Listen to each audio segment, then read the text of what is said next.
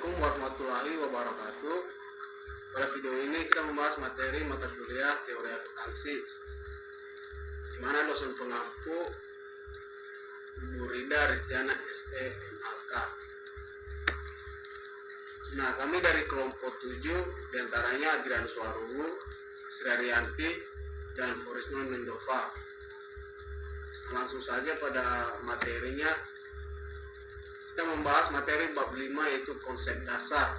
Sebagai referensi, kita ambil dari buku Suwarjono Teori Akuntansi edisi ketiga tahun 2014.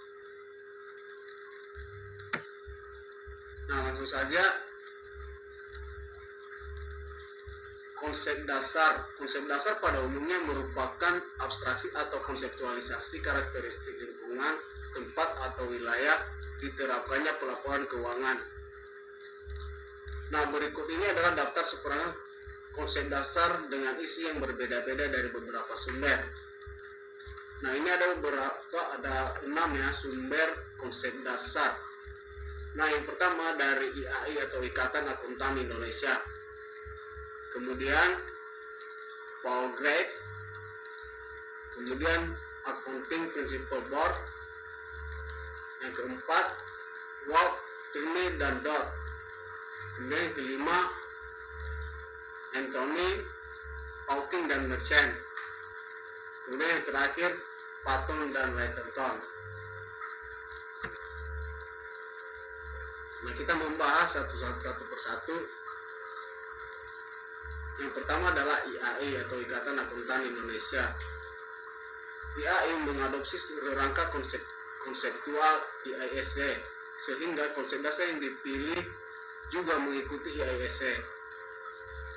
Ada 2 konsep dasar secara spesifik dalam rangka konseptual yang dinamakan asumsi landasan atau underlying assumptions sebagai berikut.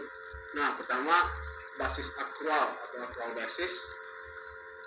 Konsep ini menyatakan bahwa dalam menentukan laba periodik dan posisi keuangan suatu unit usaha, akuntansi mendasarkan diri pada pengukuran dan penandingan secara ekonomi, pendapatan dan biaya, bukannya perbandingan biaya atas dasar kas masuk dan kas keluar atau asas tunai. Konsep ini dapat dikatakan sebagai konsekuensi konsep kontinuitas usaha dan konsep periodik usaha. Kemudian kedua, usaha berlanjut atau going concern. Dalam konsep ini menjelaskan bahwa perusahaan akan selalu berlanjut sampai waktu yang tidak ditentukan. Implikasi asumsi ini pada keadaan luar biasa, nilai laporan likuidasi untuk aset dan ekuitas adalah pelanggaran atas konsep ini. Hal ini disebabkan konsep kelangsungan usaha mengasumsikan bahwa perusahaan akan mampu mempertahankan kegiatan usahanya dalam jangka panjang atau untuk dilikuidasi dalam jangka pendek. Berkaul juga menambahkan pendapatnya dalam konsep ini, entitas juga akan melanjutkan operasi perusahaan cukup lama untuk mewujudkan proyek-proyek, komitmen, dan kegiatan yang sedang berlanjut. Nah, kemudian kedua dari Paul Grady mendeskripsikan konsep dasar sebagai konsep yang mendasari kualitas, kebermanfaatan, dan keterandalan informasi akuntansi atau sebagai keterbatasan atau limitation yang melekat pada statement keuangan.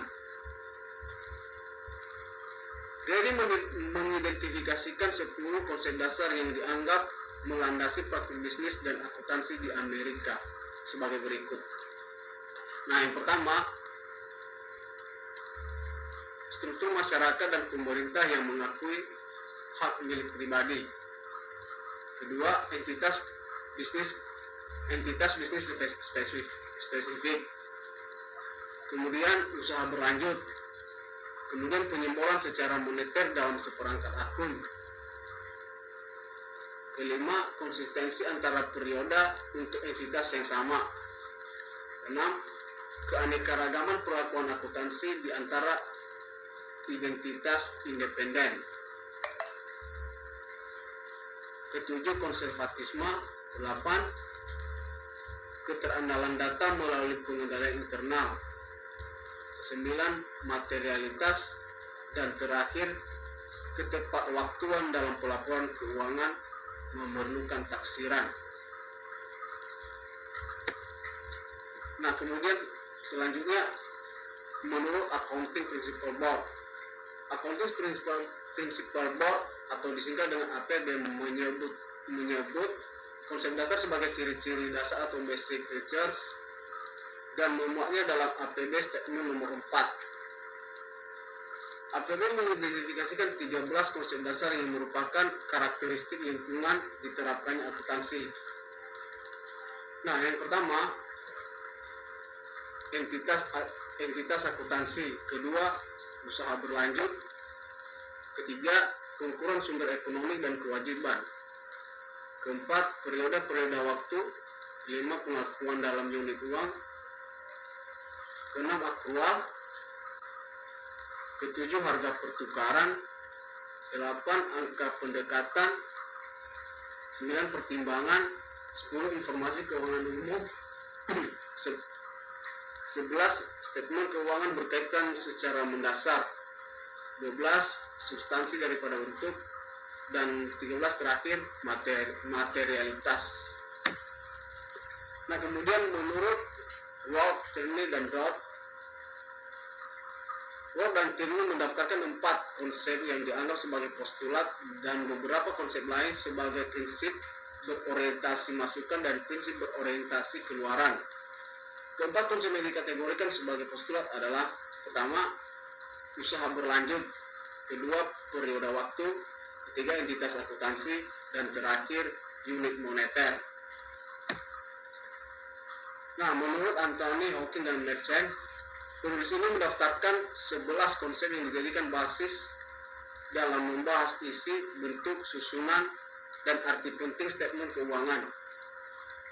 Konsep dasar 1-5 dikategorikan sebagai pelandas statement posisi keuangan. Saya ulangi.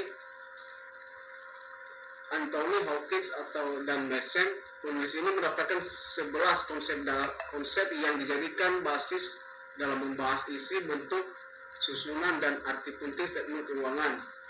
Konsep dasar 1-5 dikategorikan sebagai pelandas statement posisi keuangan, sedangkan konsep dari 6-11 dikategorikan sebagai pelandas statement laba rugi. Nah, dari ke-11 konsep dasar tersebut diantaranya: pertama, pengukuran dengan unit uang. Kedua, entitas. Ketiga, usaha berlanjut. Keempat, cost. Kelima, aspek ganda. Keenam, periode akuntansi. Ketujuh, konservatisme. 8, realisasi. 9, penandingan. Dan 10, konsistensi. Dan 11, materialitas. Nah, kemudian menurut Patton dan Littleton, konsep-konsep dasar yang dikenakan sebelum sumber-sumber yang disebutkan sebelumnya, berikut adalah konsep-konsep dasar yang dikemukakan T dan L.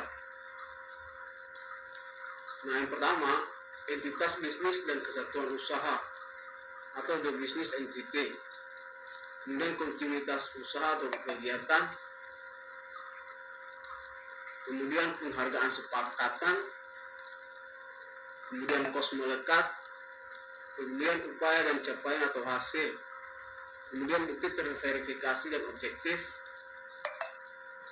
dan selanjutnya terakhir adalah asumsi. Nah, dalam pembahasan ini kita akan membahas satu persatu konsep-konsep dasar yang dikemukakan oleh Patton dan Littleton, dan akan dijelaskan oleh rekan saya Adrianus Waro. Selanjutnya, kesatuan usaha. Konsep ini menyatakan bahwa perusahaan dianggap sebagai suatu kesatuan atau badan usaha ekonomi yang berdiri sendiri, bertindak atas nama sendiri, dan kedudukannya terpisah dari pemilik atau pihak lain yang menanamkan dana dalam perusahaan, dan kesatuan ekonomi tersebut menjadi pusat perhatian atau sudut pandang akuntansi. Batas kesatuan ekonomik adalah kendali atau kontrol oleh satu manajemen. Pengertian ekuitas. Ekuitas adalah hak residual pemilik terhadap aset bersih sebagaimana didefinisikan dalam kerangka konseptual FASB. Pengertian pendapatan. Kalau ada aliran aset masuk, misalkan kas, yang terjadi karena perusahaan menjual barang atau menyerahkan jasa, maka aset perusahaan akan bertambah, dan kas masuk itulah yang disebut pendapatan. Pengertian biaya. Didefinisi biaya sebagai penurunan aset atau timbulnya kewajiban dapat dijelaskan dengan konsep kesatuan usaha. Sistem berpasangan merupakan konsekuensi logis atau tuturan dari konsep kesatuan usaha. Sistem berpasangan, hubungan bisnis antara manajemen dan pemilik mengakibatkan manajemen harus selalu mempertanggungjawabkan aset yang dikelolanya dan sumber aset tersebut. Sistem berpasangan atau double entry merupakan konsekuensi logis dan tuturan dari konsep kesatuan usaha. Persamaan akuntansi dapat dikatakan sebagai hubungan fungsional buku besar yang merepresentasikan elemen statement keuangan dan artikulasi akan selalu dapat ditunjukkan bahwa laba dalam statement perubahan ekuitas dan jumlah rupiah ekuitas akhir dalam neraca. Berikut gambar penjelasan tentang kesatuan usaha di mana manajemen dan pemilik terpisah sedangkan akuntansi bertindak atas nama sendiri. Kontinuitas usaha. Konsep kontinuitas usaha atau usaha berlanjut menyatakan bahwa kalau tidak ada tanda-tanda, gejala-gejala atau rencana pasti di masa datang bahwa kesatuan usaha akan dibubarkan atau dilikuidasi, maka akuntansi menganggap bahwa kesatuan usaha tersebut akan berlangsung terus sampai waktu yang tidak terbatas. Konsep ini mempunyai implikasi terhadap makna laporan periodik, fungsi statement laba rugi dalam menentukan daya laba atau earning power jangka panjang atau fungsi neraca dalam hubungannya dengan penilaian terhadap aset atau sumber ekonomi perusahaan. Bagian A, arti penting laporan periodik. Dengan konsep kontinuitas usaha, perusahaan berusaha untuk maju dan berkembang dengan jalan menciptakan laba terus-menerus dalam jangka panjang. Bagian B, kedudukan statement laba rugi, penggalangan pendapatan dan biaya untuk suatu periode dituangkan dalam statement laba rugi periodik, sehingga statement laba rugi dipandang sebagai statement yang paling penting dalam pelaporan keuangan karena tingkat laba dalam rangka menilai daya laba. Bagian C, fungsi neraca dan penilaian elemennya. Konsep kontinuitas usaha sangat besar peranannya dalam mendasari penilaian elemen atau pos neraca dan interpretasi jumlah rupiah yang dimuat di dalamnya. Selanjutnya, penghargaan sepakatan. Konsep ini dilandasi pemikiran bahwa fungsi akuntansi adalah menyediakan informasi yang berpaut dengan kegiatan perusahaan yang sebagian besar tersendiri antar transaksi pertukaran dengan perusahaan lain.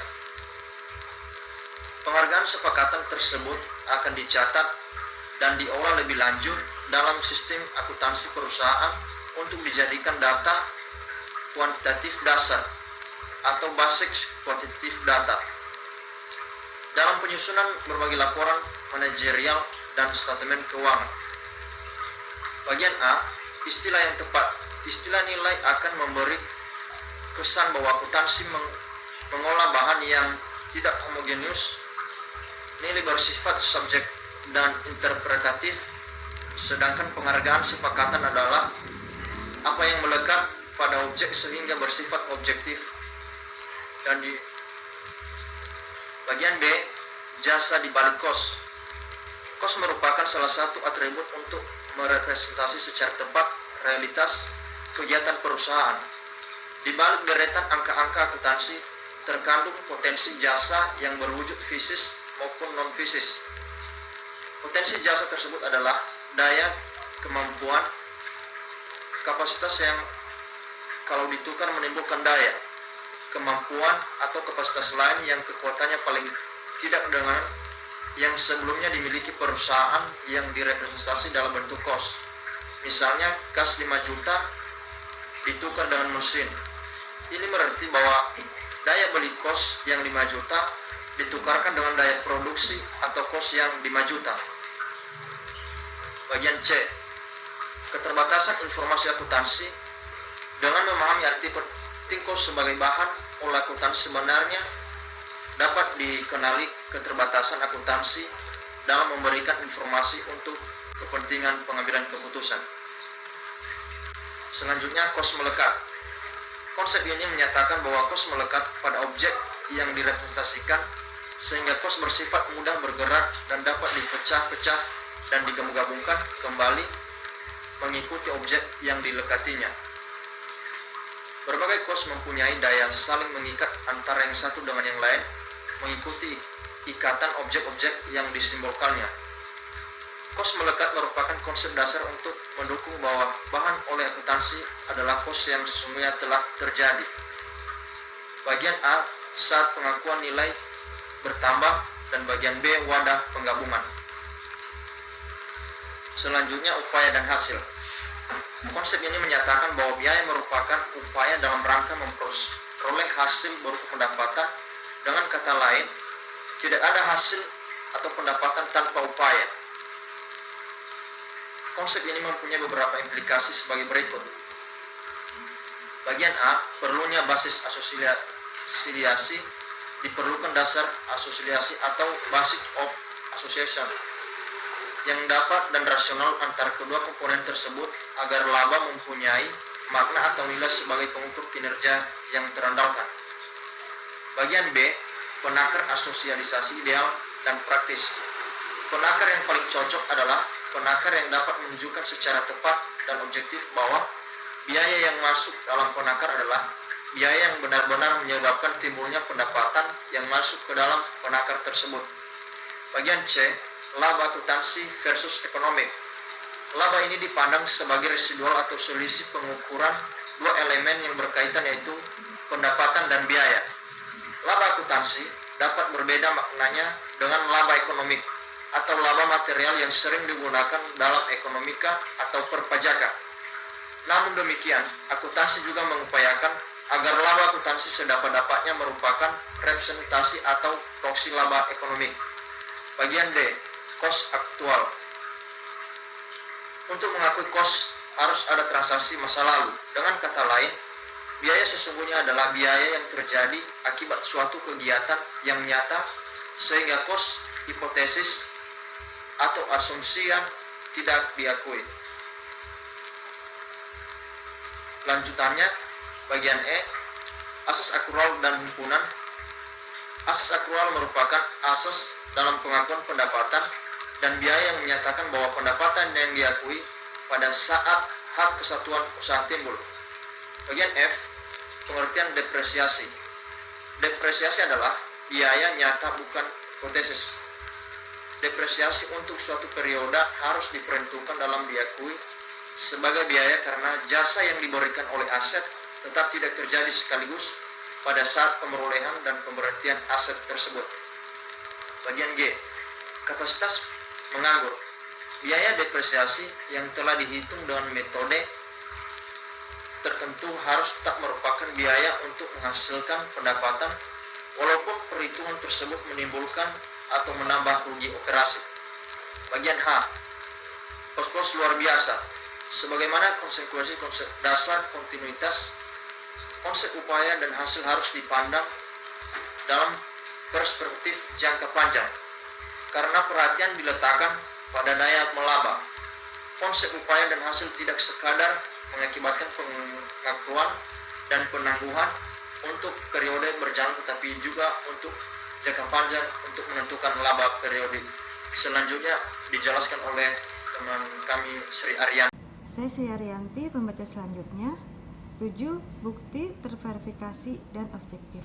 Konsep ini menyatakan bahwa informasi keuangan akan mempunyai tingkat kebermanfaatan dan tingkat keteradalan yang cukup tinggi apabila terjadi data keuangan didukung oleh bukti yang objektif dan dapat diuji kebenarannya. Objektivitas bukti harus dievaluasi atas dasar kondisi yang mencakup penciptaan, pengukuran setiap transaksi keuangan harus didukung oleh bukti yang transaksi kuat dan sah. Bukti transaksi dapat timbul karena adanya transaksi pertukaran antar kesatuan usaha pihak luar atau karena diciptakan oleh pihak internal perusahaan atas dasar kebijakan. Bukti transaksi internal ini adalah bukti transaksi yang biasanya dalam penentuan jumlah rupiah tidak berdasarkan hasil tawar-menawar dengan pihak independen. 8. Asumsi. Asumsi dalam daftar konsep dasar P dan L sebenarnya bukan merupakan konsep dasar, tetapi lebih merupakan penjelasan bahwa keenam konsep dasar sebelumnya merupakan asumsi atas atau didasarkan asumsi tertentu dengan segala keterbatasannya. Berikut beberapa contoh asumsi yang menjadi landasan penalaran dalam memilih konsep relevan. Untuk yang pertama, kontinuitas usaha. Penerapan konsep ini dalam perusahaan tertentu adalah semata-mata asumsi dan kenyataan, tetap dipertimbangkan dalam proses pelaporan. Yang kedua, B. Periode 1 tahun. Pelaporan periodik dengan waktu sebagai wadah pengukuran adalah salah satu kebiasaan penting dalam akuntansi. C. Kos sebagai bahan olah. Penghargaan sepakatan yang menjadi bahan oleh akuntansi didasarkan atas asumsi bahwa kos faktor produksi yang diperoleh perusahaan menunjukkan nilai wajar pada saat terjadi. D. Daya beli uang stabil. Konsep bahwa jumlah rupiah yang tercatat akan tetapi menunjukkan nilai dilandasi asumsi bahwa daya beli uang adalah stabil sepanjang masa. E. Tujuan mencari laba. Asumsi ini tidak diragukan kelayakannya. Keinginan untuk menghasilkan laba adalah karakteristik nyata melekat pada perusahaan-perusahaan komersial.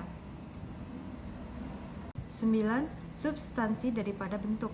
Konsep ini menyatakan bahwa dalam menetapkan suatu konsep di tingkat perekayasaan atau dalam menetapkan standar di tingkatkan penyusun standar, akuntansi akan menekan makna atau substansi ekonomi suatu objek atau kejadian. 10. Keanekaragaman akuntansi antara entitas. Konsep ini menyatakan bahwa perbedaan perilaku metode akuntansi antar kesatuan usaha merupakan suatu hal yang tidak dapat dihindari karena perbedaan kondisi yang melingkup dan karakteristik kesatuan usaha individual. 11. Konservatisme. Konservatisme adalah sikap atau aliran mazhab dalam menghadapi ketidakpastian untuk mengambil tindakan atau keputusan atas dasar muncul outcome yang terjelek dari ketidakpastian tersebut. Sikap konservatif juga mengandung makna sikap hati-hati dalam menghadapi resiko dengan cara bersedia mengorbankan sesuatu untuk mengurangi atau menghilangkan resiko. 12. Pengendalian internal menjamin keteladanan data. Konsep ini menyatakan bahwa sistem pengadilan internal yang memadai merupakan sarana untuk mendapatkan keteladanan informasi yang tinggi. 13. Manfaat konsep dasar.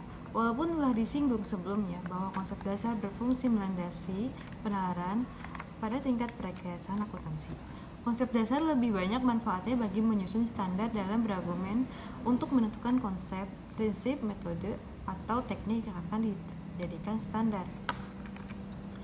Kesimpulan dari materi ini, konsep dasar secara implisit melekat pada tiap penalaran dalam merekayasa akuntansi. Kesatuan usaha harus dianggap sebagai badan atau orang yang berdiri sendiri dan bertindak atas namanya sendiri serta terpisah dari pemilik.